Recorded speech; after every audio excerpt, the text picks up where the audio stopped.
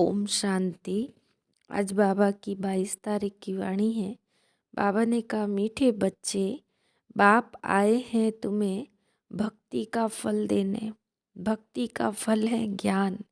ज्ञान से ही सद्गति होती है। प्रश्न है, इस ब्राह्मण कुल में बड़ा किसको कहेंगे, उसकी निशानी सुनाओ। उत्तर है, ब्राह्मण कुल में बड़े से बड़ा वह है जो अच्छी सर्विस करने वाला है, जिन्हें सदैव अपनी उन्नति का ऊना मना ख्याल रहता है, जो पढ़ाई कर बहुत तीखे जाते हैं। ऐसे महावीर बच्चे अपना तन मन धन सब ईश्वरीय सेवा में ही सफल करते हैं। अपनी चलन पर बहुत ध्यान देते हैं। गीत है, तूने रात गवाई सो के। ओम शांति। यह गीत अनकरेक्ट है। इस दुनिया में तुम जो भी सुनते हो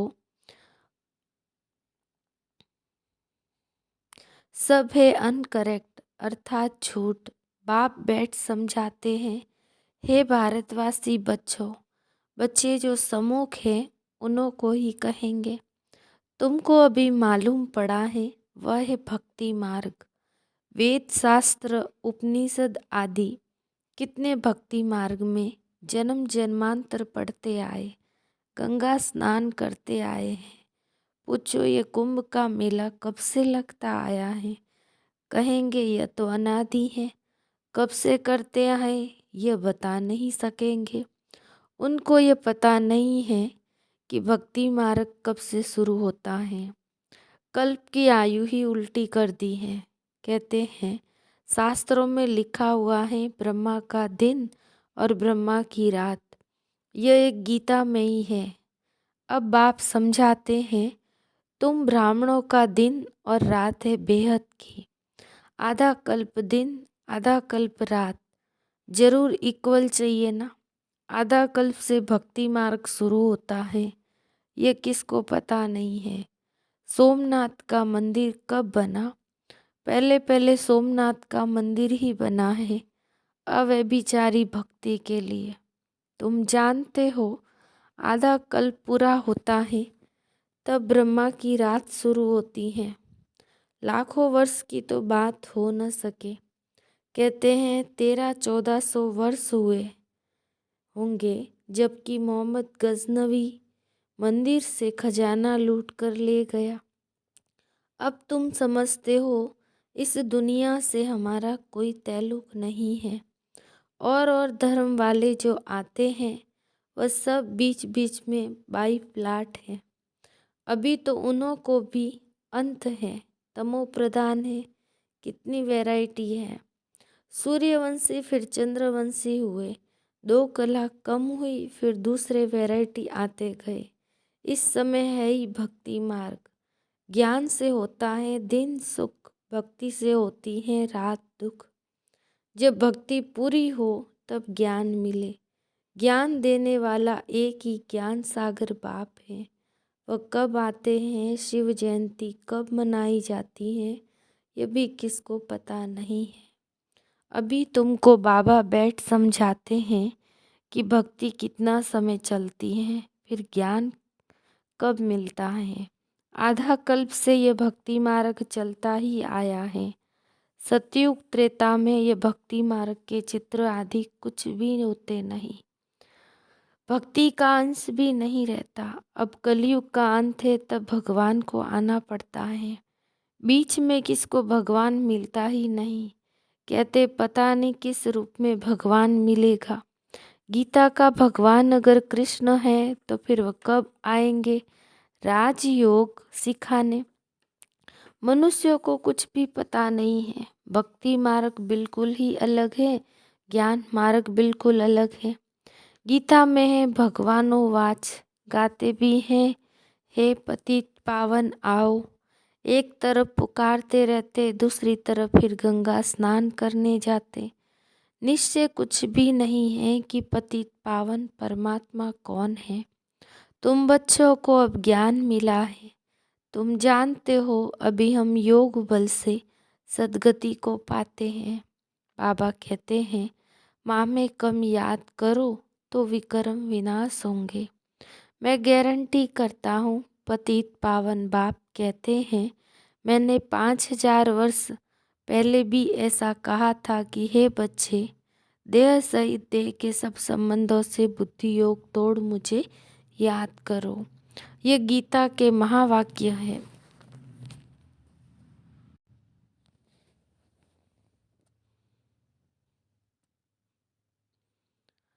मैंने 5000 वर्ष पहले भी ऐसा कहा था कि ये बच्चे, देह सहित देह के सब संबंधों से बुद्धि योग तोड़ मुझे याद करो। ये गीता के महावाक्य है, परंतु गीता मैंने कब सुनाई यह किसी को मालूम नहीं है। मैं बतलाता हूँ कि 5000 वर्ष पहले मैंने तुमको गीता सुनाई थी। यह किसको मालूम नहीं है। मैं बतलाता हूँ कि 5000 वर्ष पहले मैंने तुमको गीता सुनाई थी। इस समय सारा मनुष्य सृष्टि रूपी झाड़ जर्जरी भूत अवस्था को पाया हुआ है। तुमको भी अब बाप ने आकर ड्रामा के आदि मध्य अंत का सारे चक्र का राज समझाया है। बाप तो जरूर अंत में ही आएगा ना। तुम जानते हो नई दुनिया की स्थापना, पुरानी दुनिया का विनाश कैसे हो रहा है। अब तुम्हारी बुद्धि में है कि हम नई दुनिया स्वर्ग के मालिक बनेंगे। ये राजयोग है तो फिर हम प्रजा क्यों बने। जबकि मम्मा बाबा राजा रानी बनते हैं तो हम भी क्यों न राजा रानी बने। मम्मा तो जवान थी, ये बाबा तो बूढ़ा है, फिर भी सबसे ऊंच पढ़ते रहते हैं ना। जवान तो सबसे तीखे होने चाहिए ना। बाप कहते सिर्फ मुझे याद करो जितना हो सके, बाकी सबको भूल जाओ। पुरानी दुनिया से वैराग्य। जैसे नया मकान बनता है तो बुद्धि उस तरफ चली जाती है ना, वह आँखों से देखा जाता है, ये बुद्धि से जानते हो। बहुतों को साक्षात्कार भी होता है, बरोबर वैकुंठ पैराडाइज हेवन भी कहते हैं। जरूर कब था ना, अभी नहीं है। अभी तुम फिर राजाई प्राप्त करने के लिए राजयोग सीख रहे हो। पहली पहली मुख्य बात ही है शिव भगवानोवाच। कृष्ण तो भगवान हो न सके, वह तो पूरे 84 जन्म लेते हैं।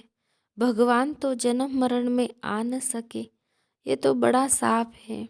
कृष्ण का वह रूप सतयुग में जो था वह फिर हो न सके। पुनर्जन्म लेते लेते नाम रूप बदल जाता है। इस समय वह आत्मा भी तमो प्रधान है। कोई कहे कृष्ण द्वापर में थे, परंतु उनका वह रूप तो द्वापर में हो न सके। द्वापर में पतित से पावन बनाने आ नहीं सकता। कृष्ण तो सतयुग में ही रहते हैं, उनको पतित पावन कहा नहीं जा सकता। गीता का भगवान कृष्ण नहीं शिव है, वह आते भी जरूर है। शिव जयंती भी है, जरूर कोई रथ में प्रवेश करेंगे। खुद भी कहते हैं मैं साधारण तन में आता हूँ, जिनका नाम ब्रह्मा रखता हूँ। ब्रह्मा द्वारा विष्णुपुरी की स्थापना होती है। महाभारत लड़ाई भी सामने खड़ी है। यह नॉलेज अच्छी तरह बुद्धि में याद रखनी है। बुद्धि में यह याद रहे कि हम स्टूडेंट हैं, बाप पढ़ा रहे हैं, बाकी थोड़ा समय है, फिर बाबा हमको वापस ले जाएंगे। जो अपने को ऊंच बनाएंगे वही ऊंच पद पाएंगे। परंतु माया ऐसी है जो एकदम तवाई बना देती है। कई बच्चों को सर्विस का बहुत शौक है, छोटे छोटे गांव में प्रोजेक्टर लेकर सर्विस कर रहे हैं। बहुत प्रजा बनाते तो खुद जरूर राजा बनेंगे। गृहस्थ व्यवहार में रहते पवित्र भी रहना है, बहुत मेहनत करनी है। माताएं पवित्र बनती हैं तो पति बनने नहीं देते तो झगड़ा भी चलता है। सन्यासी खुद पवित्र बनते हैं तो स्त्री को छोड़ देते, फिर उनको कोई कुछ नहीं कहता कि अपने रचना को क्यों छोड़ भागते हो। पवित्र बनने के लिए कोई मना नहीं कर सकता। हम किसको घर बार छोड़ने के लिए कहते नहीं हैं, सिर्फ कहते पवित्र बनना चाहिए। तो इसमें मना क्यों होनी चाहिए, परंतु इसमें ताकत बहुत चाहिए बात करने की। भगवानो वाच, तुम पवित्र बनेंगे तो पवित्र दुनिया का मालिक बनेंगे। इसमें अवस्था बड़ी अच्छी मजबूत चाहिए, मोह आदि नहीं चाहिए जो फिर याद पड़ती रहे, बुद्धि योग कुटुंब की तरफ जाता रहे। इसलिए फिर सर्विस लायक बन नहीं सकते। यहाँ तो बेहद का संन्यास चाहिए। ये तो कब्रिस्तान है, हमको याद करना है बाप को, वह परिस्तान में ले चलने वाला है। इस ब्राह्मण कुल में जो अच्छी सर्विस करते वो बड़े ठहरे, उन्हों का बड़ा रिगार्ड रखना चाहिए, उन जैसी सर्विस करनी चाहिए, तभी ऊंच पद पाएंगे। अभी तो अपनी उन्नति का ओना रहना चाहिए, अपने को देखना चाहिए। हम बाबा से वर्षा पाने के लायक बने हैं। बाप आया है पावन बनाकर साथ ले जाने, वह ठुकराएंगे कैसे। बाबा सबसे पूछते हैं तो कहते हम तो महारानी बनेंगे। तो ऐसी चलन भी हो ना। कई तो बहुत अच्छे बच्चे हैं, परंतु जो पुरुषार्थ नहीं करेंगे तो वह पद क्या पाएंगे। हर बात में पुरुषार्थ से ही प्रारब्ध मिलती है। कोई बीमार पड़ जाते हैं, फिर ठीक होने से ही दिन रात पुरुषार्थ में लग पढ़ाई में तीखे हो जाते हैं। यहाँ भी सर्विस में लग जाना है। सर्विस की युक्तियाँ तो बाबा बहुत बतलाते हैं, प्रदर्शनी में समझाने का अभ्यास करो।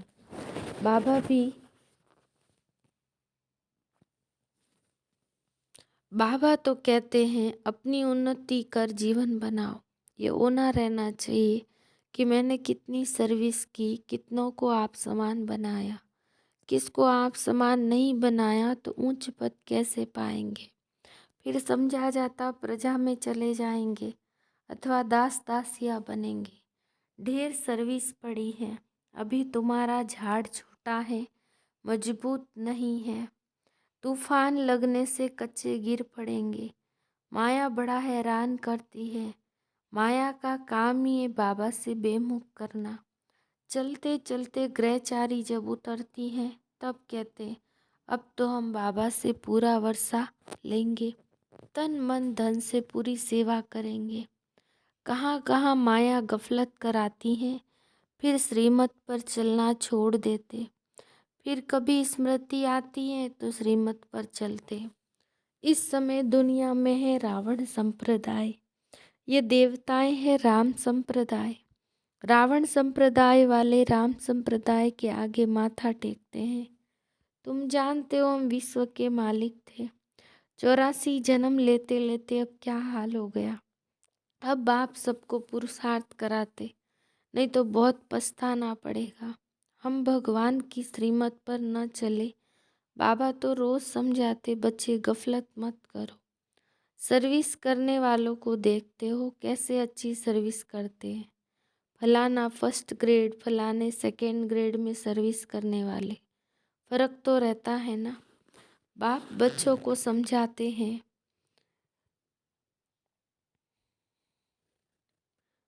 बाप बच्चों को समझाएंगे तो सही ना। अज्ञान काल में बाप थप्पड़ भी मारते, यहाँ ये बेहद का बाप तो प्यार से समझाते। अपनी उन्नति करो, जैसा हो सके पुरुषार्थ करना चाहिए। बाकी बाप को खुशी होती है कि 5000 वर्ष के बाद फिर आकर बच्चों से मिला हूँ, राजयोग सिखला रहा हूँ। गीत है ना, तुम भी वही हम भी वही। तो बाप कहते तुम बच्चे भी वही हो। इन बातों को और कोई समझा न सके। अच्छा, मीठे मीठे सिखिलते बच्चों प्रति माता पिता बाप दादा का याद प्यार और गुड मॉर्निंग। रूहानी बाप की रूहानी बच्चों को नमस्ते। हम रूहानी बच्चों की रूहानी बाप दादा को याद प्यार गुड मॉर्निंग, नमस्ते नमस्ते नमस्ते। सार है, स्वयं को सर्विस के लायक बनाना है। जो अच्छी सर्विस करते हैं उनका पूरा पूरा रिगार्ड रखना है, अपनी उन्नति का ख्याल करना है। दूसरा पॉइंट है, तन मन धन से पूरी सेवा करनी है, श्रीमत पर चलना है, गफलत नहीं करनी है। आज का वरदान है, मास्टर ऑलमाइटी अथॉरिटी की सीट पर सेट रहने वाले सहज और सदा के कर्म योगी भव। जैसे किसी मशीनरी को सेट किया जाता है तो एक बार सेट करने से फिर ऑटोमेटिकली चलती रहती है। इसी रीति से मास्टर ऑलमाइटी की स्टेज पर स्वयं को एक बार सेट कर दो तो कभी कमजोरी के शब्द नहीं निकलेंगे। हर संकल्प, शब्द व कर्म उसी सेटिंग प्रमाण ऑटोमेटिकली चलती रहेगी। सही सेटिंग सहज और सदा के लिए कर्मयोगी, निरंतर निर्विकल्प समाधि में रहने वाला सहज योगी बना देगी। स्लोगन है आज का, मैं के बजाय बाबा बाबा कहना यही याद का प्रूफ है। अच्छा, ओम शांति।